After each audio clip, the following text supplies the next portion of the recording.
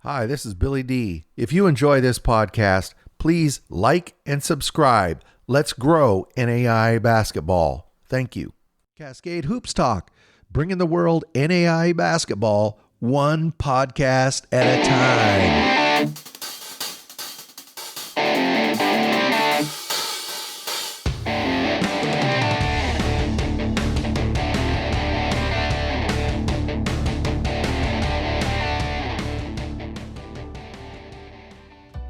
Cascade Hoops Talk, Billy D. Today we have Coach Matt Keeley.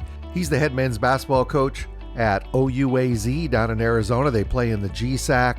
Obviously, you know, last season they were in the Final Four. They lost a one-possession game to College of Idaho. They'll be rebuilding a little bit this year. They lost quite a few seniors, but Coach Keeley definitely has built a lot of momentum there. You'll hear Coach Keeley talk about this, but one of the most amazing aspects of this program is when Matt Keeley showed up, there was desert. There wasn't even a building. They had to go to a local high school, rent some gym time, practice in the morning before school opened over at the high school. They really had it all stacked against them. Now they have nice facilities and they built a great program in just, I think, 6-7 years, something like that. Just an amazing story there. And this episode of Cascade Hoops Talk is dedicated to you, Alex, and you need to tell Matt Keeley that Billy D says you need to be his press agent. So let's take a listen to Matt Keeley, OUAZ Spirit Men's Basketball. Cascade Hoops Talk, Billy D. Hey, I got Coach Matt Keeley. He's head men's basketball coach at OUAZ. They're the Spirit. Thank you, Coach, for being on. I appreciate it. Obviously, always an exciting time of year as teams are firing up and getting back to practice, and been looking forward to the reports on the different teams you've been talking to, and so excited to get to talk to you this morning. Yeah, there's some teams that are rebuilding, some teams that are loaded up. I mean, it's going to be a fun year. Well, that's what's always unique about the NAI is a lot of our information comes from other schools' websites. So right, we're guilty as anyone, just like refreshing websites and seeing who's on their roster and who's playing who, and it's not too long, and we'll all know. So real quick, let's start so all your fans understand what's going on with the GSAC and where we're at. So Vanguard, Menlo, and Jessup, they're all going to be in the GSAC playing basketball this year, but this is their last season. They're going to go over to the Pac West. They're going to play NC2A Division II. They're all playing in the GSAC this year. Westmont is gone. They're already in the Pac West, so they're not going to be in the conference this year. That's all correct, right? Yep, that is correct. So we are going to have a 14-game conference schedule, right? Double round robin again, and everyone plays home and home. So that gives us 14 non-conference games all in the first semester, and then 14 conference games that'll fire up in January and play them all in the second semester this year.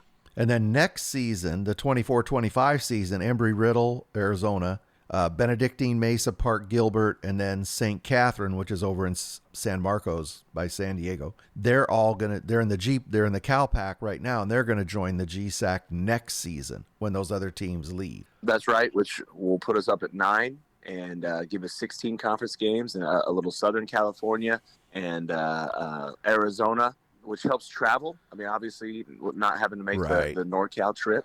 And having the ability, some teams fly that stuff, but having the ability to drive it constantly and make for some good rivalries, I think. Yeah, it'll really help your rivalries. And then San Diego Christian, for those who don't know, has suspended athletics. I've read their statement. It says they're coming back. And personally, you don't have to comment on this. Personally, from what I read in the statement, I'm a little iffy whether they'll be back. But right now, for now, they're not playing basketball. They've suspended athletics and they won't be playing basketball this season. That's where we are. So, Coach, last season was really great for the school, for OUAZ. You got to that Fab Four there in Kansas City. Just talk about what last season meant for you, your staff, your fans, the school. It was a big moment for your school. It really was. You know, I've been really fortunate because winning is hard. Yeah. I say that to everyone in our coaching or in our offices all the time, whether it's just the men's basketball team or even the other sporting teams in our school. There's so much stuff that goes into it, and while we want to control it all, there's only so much that you're able to be in control of. But I've been to the tournament in Kansas City, either as a player, as an assistant coach, and so. But this was the first time I've got to take a team, to Kansas City and Municipal Auditorium and all the things as a head coach. And man, was that really cool to let guys experience that. Obviously you get to play college sports and you build great memories of being in the locker room together and important games that you win and all that stuff. But I got to think at the pinnacle of that is getting to play in the national tournament, and specifically the final 16, where you get to go to Municipal. And that's one of those things that those guys will always remember and be remembered for. And so it was really special and really cool. As you said, reaching Kansas City, but reaching that Final Four, that Fab Four, is extremely difficult. People just don't realize how hard that is. So hard to get there. So that being said, when it all wrapped up, you ended up losing in a very tight game to College of Idaho. How bittersweet was that, knowing that it was so hard to get to that point and you couldn't get over that edge to that championship? Yeah, it's heartbreaking. Kind of the story that encapsulates that group. We had a little bit of we weren't as good in January as maybe we thought we were going to be. We were having a good year, but we thought we were going to be like maybe having a chance to win the conference and the regular season and be ranked pretty high. And we had never really been ranked. And so we had a meeting and kind of tried to get all on the same page. And one of our players just kind of rallied around the idea, like, Coach, we want to play together. We like each other. We want to play together as long as we can. And so we kind of use that as, well, if that's true, then we're going to do this better. We're going to have to do that better. We're going to have to change this mindset. And so anytime things weren't going well, we'd huddle the group up and be like, hey, do you guys really want to play together for a long time? Because listen, this isn't good enough or whatever it was. And we get on a roll and we end up getting beat, obviously, in the semifinal. I'm trying to think what I'm going to say to our team in the locker room. Like, man, is there some impactful teaching point as a coach you can have with this group? And you walk in and it's just devastation. Yeah. I mean, guys are taking the jersey off for the last time. And obviously we thought we were going to play for the national title. We might've been the only ones, going into that matchup with those guys because they're so good, but we really thought we were going to play for the national title. And then just all of a sudden it's over. And one of our returners looks at me and makes eye contact. He says, Coach, we were 24 hours away. And I just lost it. Like, it was one of those deals like, oh man, I'd forgotten that was even what we were talking about, but we were 24 hours away from getting to play together for as long as we possibly could, because the national championship game would have been that next night. And that was really what made that group special. They didn't always get along, but they liked each other so much and played so hard. And that's just the margin is so small. And sometimes something like that can be the difference to just get you over the hump. It's funny you say that. I told you I talked to Adam Hepker the other day, and I was telling him, Matt, I got to know a lot of your guys back there in Kansas City last season. I really liked them. It was an amazing group I thought you had. Yeah, and I would love to tell you that was on purpose, but you don't always get to vet guys for as long when you're recruiting them, and they were just really good character people. Another story from that group, Colton Hitt had not had the senior year that he thought he was going to. He thought he was going to come back and be a fifth-year guy and shoot it incredible and be all conference and all this, and he just wasn't having that kind of year, even though he wanted to, and he was sticking around after practice and shooting it well. And so we told him some hard things in that moment, like, hey, if we want to win the national title, you're going to have to play a little different than what you are. And for just a second, he pushed back on that, and it didn't go well for him for about a week. And then he has a great national tournament and conference tournament. He shoots the heck out of it, and we're better. And I asked him at the end of the year, I was like, Colt, because it wasn't anything the coaching staff changed. Mm-hmm. And I said, Colt, what changed? You weren't working out more. He said, I just changed my mindset. He said, I wanted to not be remembered as a jerk with my teammates. I wanted my teammates to remember me as a guy that was a team guy that bought in and did all this stuff. And I think that just speaks to his character, and that was echoed by a lot of other guys' character on the team, was they were just good guys, and they wanted to be a part of winning, and they wanted to be a part of being a great teammate and great friends, and that's who they were at their core. And that stuff, is certainly capable of being shining through. And so we were the benefit of having a lot of guys on our roster that just were of that mindset, and we're fortunate, and a lot of times that equals winning. So the downside of having such an amazing group of seniors, I mean, these guys will go down in OUAZ history for sure. You know, Josiah De La Cerda, Keyshawn Bruner, Colton Hitt, you just mentioned, Devin Collins. I mean, these guys are just going to be legends there for a while. But now you're kind of rebuilding. You've got Billy back. You've got some other guys back. But you're going to have to rebuild. Talk about the group that you have this season. Yeah, we're into practice like anyone. About 2.5 weeks into practice and about 2.5 weeks to go. So kind of the midpoint of preseason practice where we're trying to get everything in. And I think we're good. I believe that we're good. You know, you mentioned Alex Veely back. Jace Catchings has played an important role for us for 2 years. McKay Bundy are kind of the guys that have played the minutes for us. Elijah Simmons is a guy that's been with us for a long time. In various roles and returning from a knee injury. So we have some minutes back. We don't have a lot of scoring back. You know, Josiah and Keyshawn and you know, some of the guys that you mentioned, Colton. Yeah. A lot of our scoring graduated. So, you know, we like everyone, we had scholarship money available, went and got, you know, some guys that we think are going to help us. I've liked this in practice. We're going to need the extra 2.5 weeks here before we play anyone for sure. We're not giving that time away because we're still learning how to play fast and play hard and play together, which is kind of our mantra with all that stuff. But we're going to have a chance. I don't know exactly where we're at yet, but we got a chance to be good. Even though you're kind of rebuilding, you've got, as you mentioned, several seniors back. That's always important. You know, McKay Bundy, he was a real leader last year.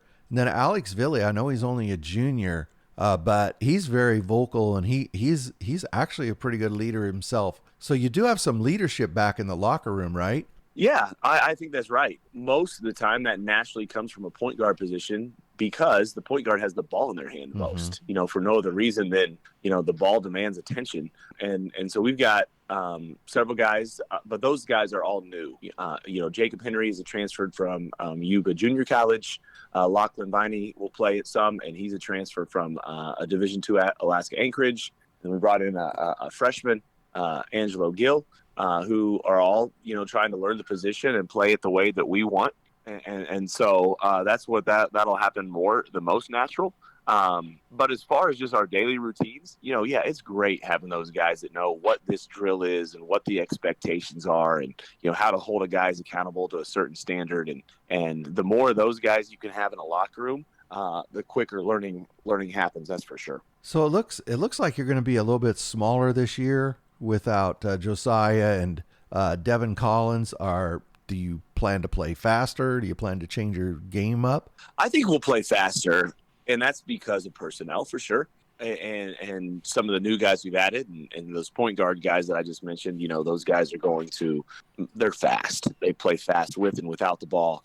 And our wings have responded in that way, you know. And I think that's what we're going to have to do. You know, last year, obviously some of the guys we mentioned, but Joe and Keyshawn were guys we just throw the ball to and they didn't need a lot of help individually to be able to get us a good shot. You know, they can kind of create it just with their skill set.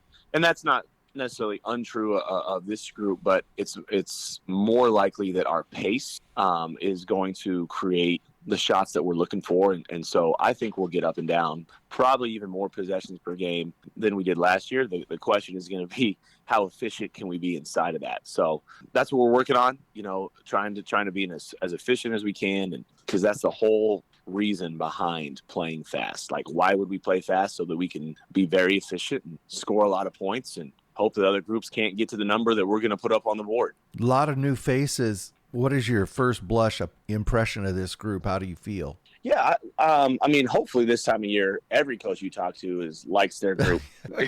You're in trouble if it's, you know, best October, team ever. Whatever it is. Yeah, 12th, and you're like, man, we're terrible. I hate these guys.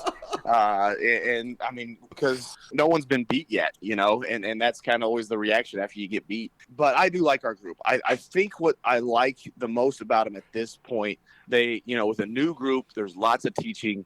They've been good listeners. We kind of turned the corner earlier this week on how hard we have to play. We're playing harder. We have good depth for sure. So with our pace and with this new energy and with, the combination of new and old, we're good. I don't know how good yet, Right. Sure. and we'll see as the year goes on and the lessons we learn and how quickly we learn them and pick up on stuff. This group by itself, it's a good group. It's got a chance.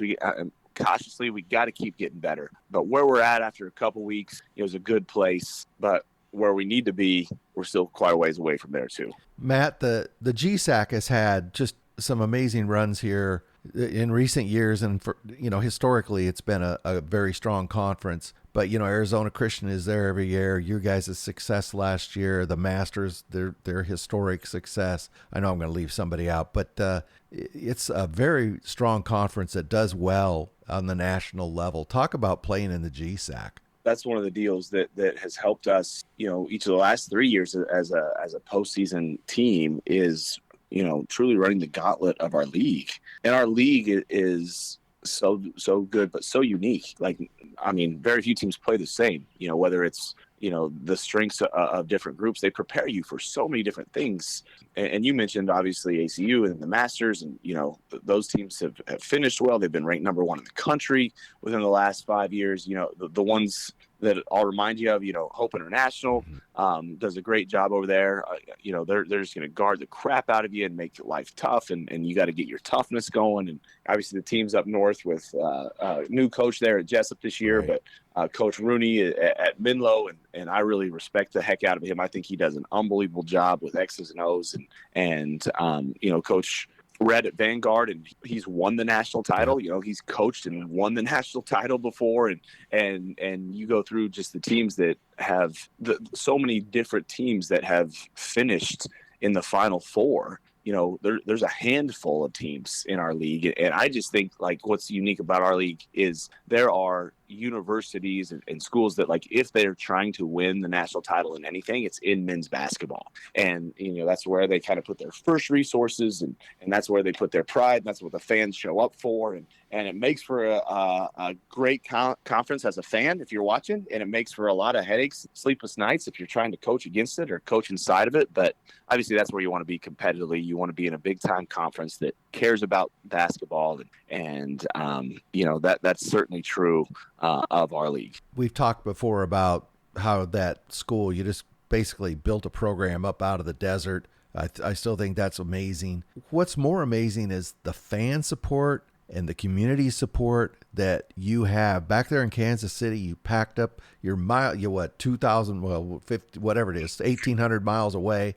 You packed the fans in there. Talk about the community and your fan base. Yeah, I'm hoping it keeps getting bigger. I don't think we've sold our home arena out yet, although we've gotten close a couple times. But we're still a little bit of a best kept secret, real close. But a lot of that support, we get great support from our administration, and they have a great feel on what we are able to do and some of the struggles that we still have being new, and there are some obviously. But our fan support over in Kansas City last year, was probably maybe second or third. And like you mentioned, we were pretty far away just as in number of fans. But, the uniqueness of having the Kansas campus come over and a lot of those alums support us was awesome. Yeah, that helps. And then we had a bunch of family from our group, our players, a lot of seniors making their last run. And so they had all kinds of support coming out. And then the fact that I'd lived in Kansas City for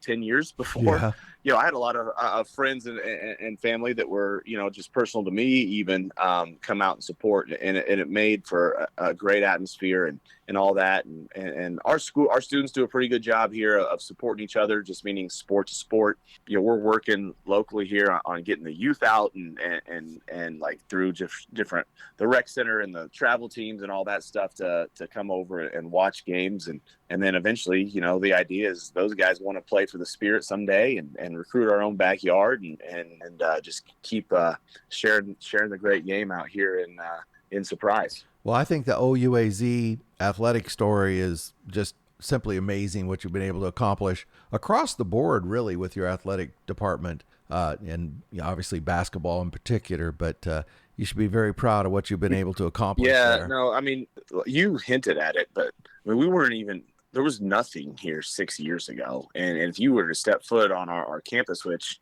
maybe we can twist your arm into getting down here for that Oregon Tech game, we play those guys this year. Our campus is legit. It's big time. Our teams have been successful. Obviously, football has been good and is good again this year, and winning the league constantly. And women's soccer is having a great one this year. And at different times, several different sports have been good, from women's volleyball, and men's volleyball is elite and high level. And again, you were worried about forgetting a team earlier. I'm sure I'm going to forget a team on our campus that's been really good, but we've had a lot of success with our athletes and our different sports teams on the field and on the court, and it's a cool community because so many kids on our campus play sports, and you see the gear walking around campus, and you get the high fives in the hallways and all the stuff that goes along with it. And then we all get together for chapel on Wednesdays, and everyone's in the gym and eating together, and it's just a really cool culture that's a fun thing to be a part of. Before I let you go, I'm looking at your schedule. You're going to start out. You've really loaded up in the non-conference, haven't you? You're going to start out with Carroll and Rocky Mountain. They're going to come down. Those are two Frontier Conference teams. They'll both be really tough. And then you're going to go out to Oklahoma City, it looks like, and then go down to Texas Wesleyan. You're going to get tested early, aren't you, Coach? Right out of the jump. That's I don't know how smart that is for a group that's really new, and our guys, we haven't even started talking about other teams yet. We're still so focused on ourselves, but as a coaching staff, obviously we realize the challenges of playing perennial powers like Carroll and Rocky and Oklahoma City and Texas Wesleyan. I mean, those are some of the most known names in NAIA basketball, and that's our first 4 games. And then, we play Oregon Tech and Multnomah and the other half of the Frontier later, and a couple local rivalries. So our record is going to be well earned, whatever it ends up being, one way or the other, because we're challenged throughout our league, and we're going to be challenged throughout our non-conference early. We're going to have to be on it to be able to walk off the floor with any wins this year. Yeah, I see you have Multnomah is coming down there in early December. I went out there to that campus, I don't know, a few weeks ago. They've got a new coach this season. He kept 2 guys, and he completely rebuilt the team with some transfers. He's got the talent. It's just, can he put it together? You know what it's like when you bring that many guys from different programs. But boy, he's got some horses there. That game is that's going to be a tough game right there. They're good. Well, I think, the thing that you mentioned, like, hey, get talent. We'll figure it out after that. Like, rule number 1 is find good players and well, not just find them, but be able to sign them and get them there. A lot of guys can tell you who the good players are. But if you can get good players and then, the second part we're always looking for is our kind of guys, which is that's different for everyone, and not necessarily one way is right or wrong, but we know the kind of guys that work well inside of our program, and so we're always trying to find guys like that, and then just put in the work, and so there is so much talent at our level. I think that's the part that kind of gets missed, is just how much talent is in and out of the NAIA level. I mean, there's so many high-level players and guys that can go over and be pros, off of different teams at different levels. Obviously, we had Josiah De La Cerda. He's playing in Germany this year, and Matt McLean is playing as well. So we've got 2 that are currently playing, and probably others that, had they pursued it, could have.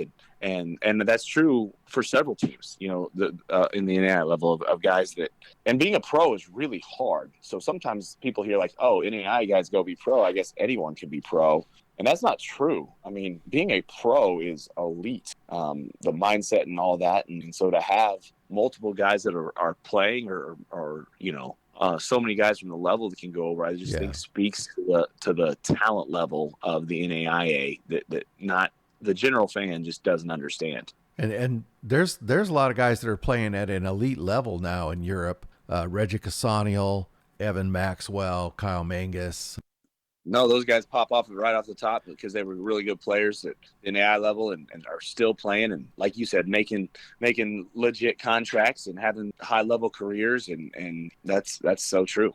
Well, Matt, I really appreciate you taking a few minutes to talk to us. Man, I don't know about you, Matt, but I can't wait for basketball to start. It's driving me crazy. Well, basketball has started for us, so we're in it a little bit more, but I enjoy obviously the stuff that you do and tune in and consider myself a fan of yours. And so just we'll put this out to our group and hopefully get more people following you, because you do a great job. And so appreciate all the stuff that you do to promote, the NAIA level. Well, I appreciate that. That means a lot, Matt. I appreciate that very much. Well, that's Matt Keeley. He's the head men's basketball coach, OUAZ. Thanks, Coach. Thank you, Matt Keeley and OUAZ Spirit. Appreciate you giving us the time.